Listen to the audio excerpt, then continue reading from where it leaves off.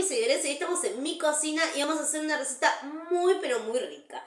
Una pizza de arroz con el toque barraza que te va a conquistar el corazón. Vamos a cocinar. Para empezar con la receta, lo primero que vamos a trabajar es con el arroz. En el recipiente yo tengo un arroz que me sobró de otra comida, que de repente no sabía cómo prepararlo. Bueno, en esta receta viene genial porque es totalmente reciclado, así que con las sobritas del arroz de la comida anterior puedes hacer estas riquísimas pizzas que son muy pero muy ricas. Así que arroz cocido en el recipiente, condimentamos opcional con un poquito de sal fina, pimienta negra molida por encima, y para que ayude a que se unifique, que tenga esa consistencia especial, vamos a sumar por un lado queso sardo barraza, todo ralladito, un huevito entero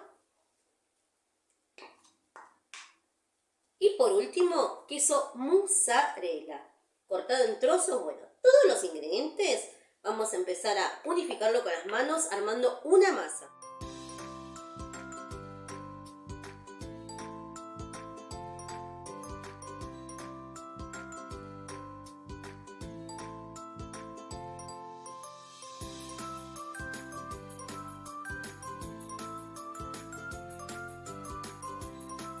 Como pueden observar, quedaron con piso y es el momento de jugar con la creatividad. Vamos a sumar una salsa roja por encima, que yo les compartí ya un par de recetitas súper fáciles para que queden riquísimas estas pizzas o mini pizzas o pizzetas de arroz. Totalmente reciclada esta receta para que puedan aprovechar al máximo lo que te queda en la heladera.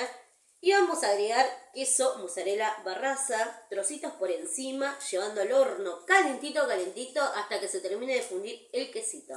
Apenas unos minutos. Ahora sí llegó el momento más lindo de la receta, el momento del terminado. Gracias a Láteos Barraza que me acompañan en todas mis preparaciones y ustedes que realizan todas mis comidas. No se olviden de compartir y guardar la preparación.